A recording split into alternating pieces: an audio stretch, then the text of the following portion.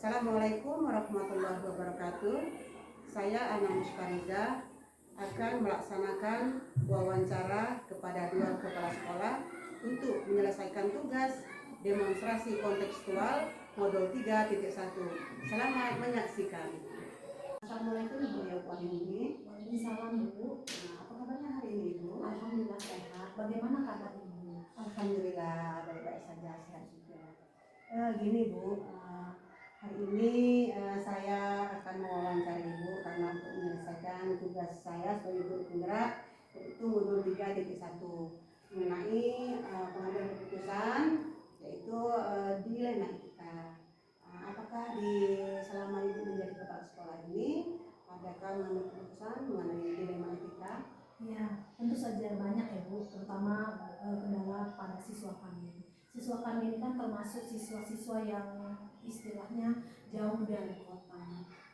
Siswa-siswa kami ini Bu sering juga ada yang tidak hadir, terus kehadirannya kurang dari 75% seperti itu ya. Ada yang malas datang, berbagai macam alasan Bu. Salah satunya juga mereka mengikuti orang tuanya yang menunggu kebun di kebun mereka, apalagi sewaktu musim durian, kemudian musim kopi juga sering ikut sama orang tuanya. Nah, permasalahannya itu Bu, ketika di akhir tahun untuk naik kelas itu, guru-guru dalam rapat sekolah itu mempertanyakan apakah siswa tersebut layak untuk naik atau tidak, mengingat KKN-nya tidak sampai dan mereka belum tuntas gitu. Nah, ini yang menjadi dilema saya di sini. Jadi beberapa siswa memang masuk ke dalam daftar rapat untuk dirapatkan bagaimana untuk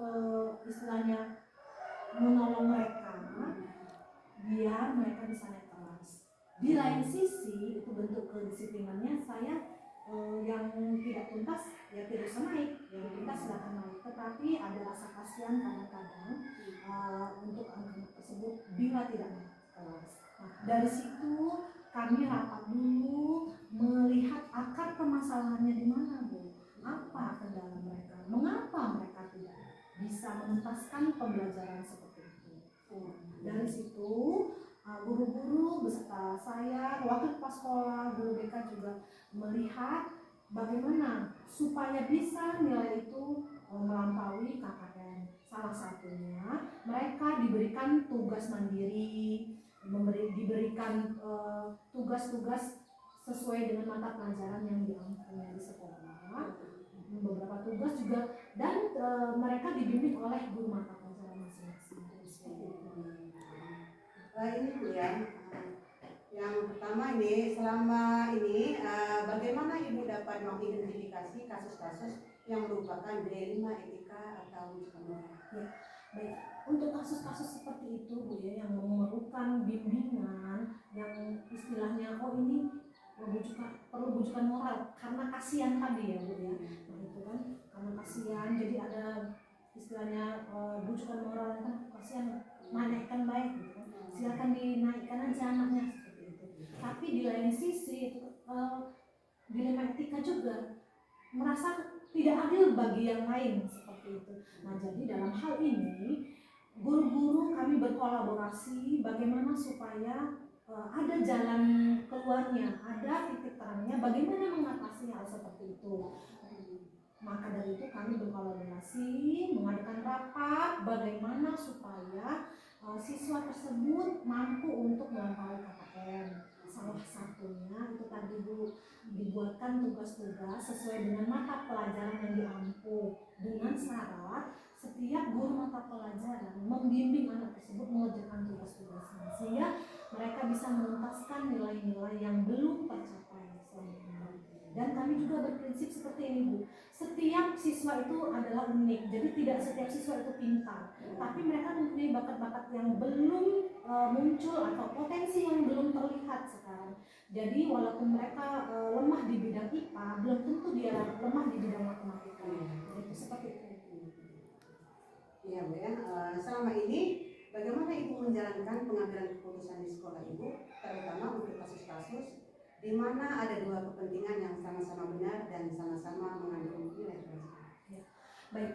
Jadi Ibu, dalam hal ini ada kerjasama antara wali kelas dan juga guru piket dan juga yang ini guru mata pelajaran. Ini lebih penting lagi. Bagaimana itu bisa terjadi? Karena di akhir sesi pembelajaran dari semester itu setiap guru itu memaparkan nilai-nilai siswa dan juga sikap siswa. Nah, dari situ Bapak Ibu kita bisa lihat ya Ibu, mereka tidak mencapai ketuntasan minimal, tetapi ada sikap-sikap mereka yang memang benar-benar baik. Nah, itu menjadi pertimbangan kami untuk meluluskan atau menaikkan si anak tadi. Jadi seperti itu. Selanjutnya Bu ya, langkah-langkah atau prosedur seperti apa yang bisa Ibu lakukan sama ini? Ya. Yang biasa kami lakukan itu adalah dengan melihat 9 langkah pengambilan keputusan. Salah satunya tadi, nilai yang pertama itu mencari akar permasalahannya dulu. Jadi kendalanya apa? Mengapa mereka sampai tidak tuntas? Lihat dulu berapa persen kehadirannya. Mengapa tidak hadir? Apakah memang sengaja malas atau memang ada hal-hal lain yang tidak bisa dihindarkan?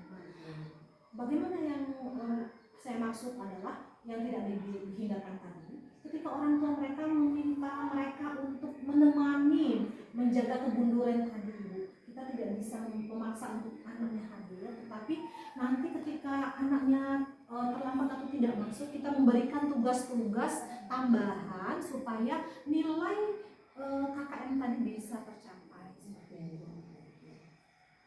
Iya Bu ya, selanjutnya nih, hal apa saja yang selama ini Ibu anggap efektif dalam pengambilan keputusan pada kasus-kasus pidana itu? Ya, yang efektif ya Bu. Ya. Jadi seperti ini Bu, yang saya pelajari, jadi yang efektif itu adalah kolaborasi Bu.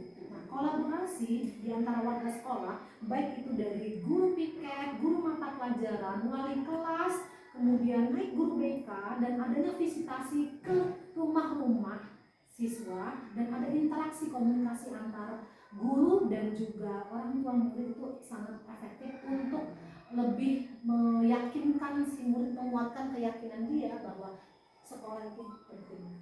Jadi antara kami itu harus ada kolaborasi yang kuat, baik dari pihak sekolah maupun dari orang tua. Seperti itu.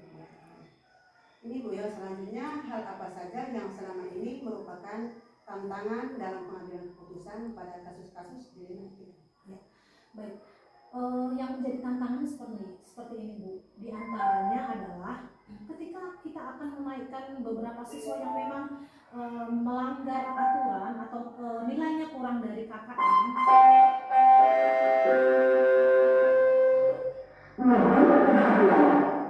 Berkenaan jam pelajaran telah berbunyi.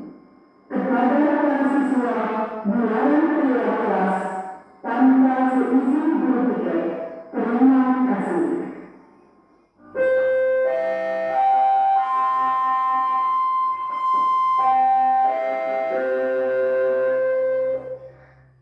Oke, baik Bu ya.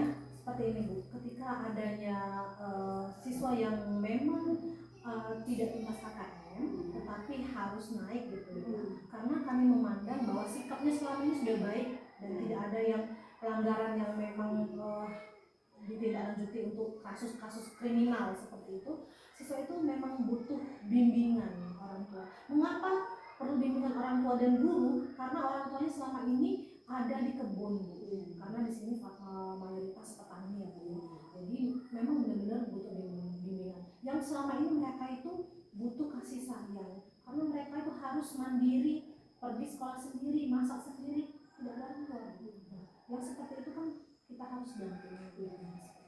Jadi kalaupun ada nilai minus si anak karena dia tidak tuntas KKM, karena dia di rumah tidak ada yang memantau kerjanya, memantau pelajaran yang sudah diberikan di sekolah, tidak dibuat tugasnya di rumah, tidak ada yang memantau. Jadi anak tersebut perlu didampingi oleh guru, wali kelas dan juga guru BK seperti itu. Ini terus masalah ini jadwal Bu ya.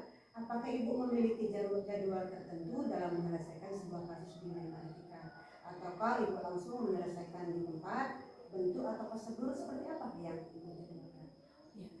Kalau jadwal itu biasanya kami sudah pada proporsional ya Bu ya, sudah proporsional. Artinya dari guru piket itu sudah ada catatan khusus. Jadi ketika kehadiran yang sudah direkap oleh si guru piket, 3 hari ketidakhadiran siswa itu, maka guru piket akan melapor ke pihak wali kelas. Dari pihak wali kelas kemudian ke guru BK.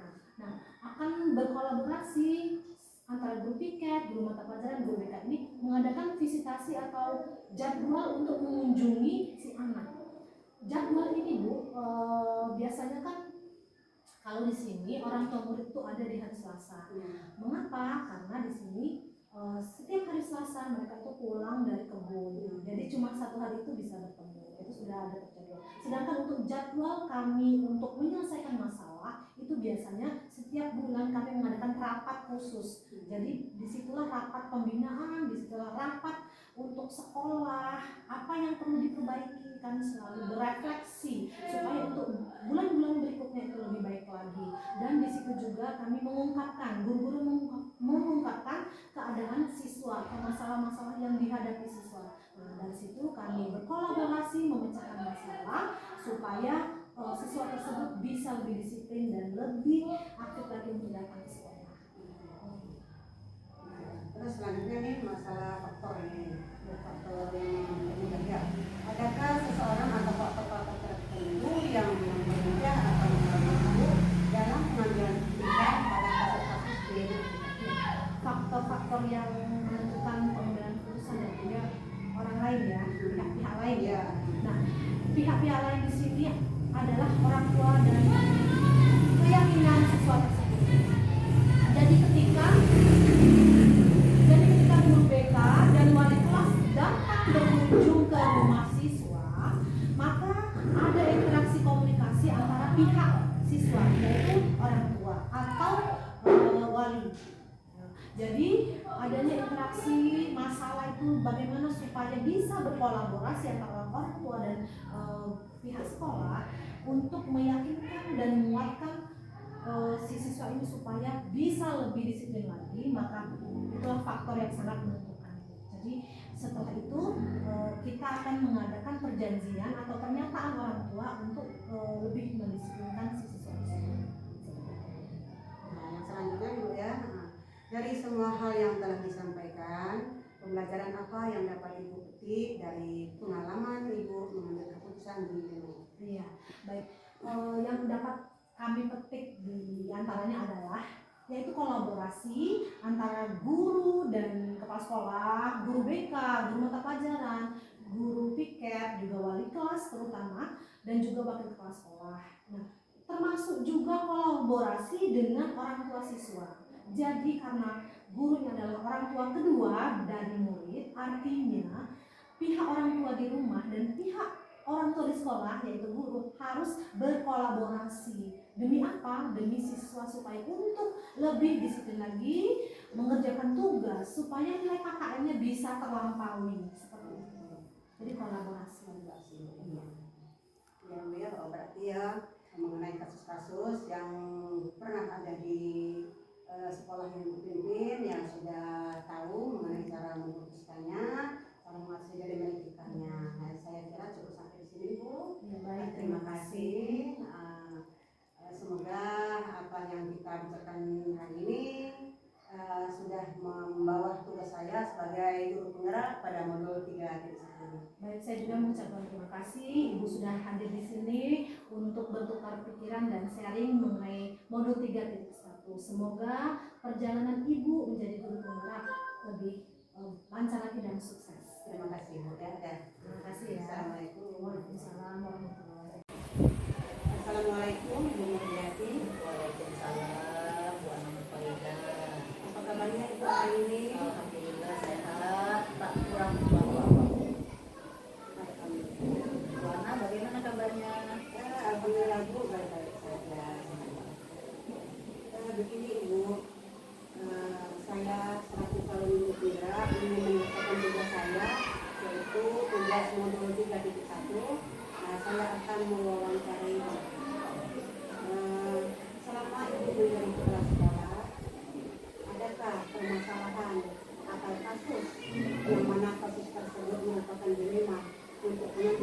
sana. Kasus yang pernah saya hadapi atau masalah yang pernah saya hadapi adalah berhubungan dengan kedisiplinan murid yang masih sulit diterapkan di sekolah ini. Karena budaya lingkungan orang tua yang tidak mendukung, sebagian besar orang tua mereka meninggalkan mereka untuk mencari uang dengan kehidupan sehari-hari. Sehingga kurangnya pengawasan orang tua yang membuat anak kurangnya perhatian dan kasih sayang. Yang lebih tragis lagi, ada beberapa siswa yang masih ditinggal sendirian di rumah oleh orang tuanya. Jadi tidak ada yang mengawasi, ya, ditinggalkan itu selama berminggu-minggu. Nah, jadi dia masak sendiri, cuci baju sendiri, belajar sendiri, ya, jadi semua urusan sendiri. Nah, bahkan malam-malam dia sering keluar hingga bangun kesiangan yang membuat dia datang terlambat ke sekolah. Bahkan juga bisa berperilaku yang tidak sesuai dengan aturan sekolah. Di satu sisi ingin menegakkan kedisiplinan, namun di sisi lain ada rasa kasihan karena kurangnya kasih sayang dan perhatian orang tua kepada diri tersebut. Begitulah. Jadi ya kasus satu permasalahan yang dihadapi selama menjadi kepala sekolah ini adalah kedisiplinan anak. Ya, Karena kurangnya perhatian dan pengawasan sekolah. Masalah pertanyaan yang pertama, selama ini bagaimana Ibu mengidentifikasi kasus-kasus yang merupakan dilematika atau bukan? nah jadi berdasarkan kasus tersebut terjadi dilema yang ditandai dengan adanya pilihan yang sama-sama tidak ada bujukan moral dalam kasus ini karena tidak ada pelanggaran hukum yang terjadi, sehingga untuk mengidentifikasikan antara dilema etika dan bujukan moral perlu dilihat dari bentuk kasus dan pilihan yang muncul.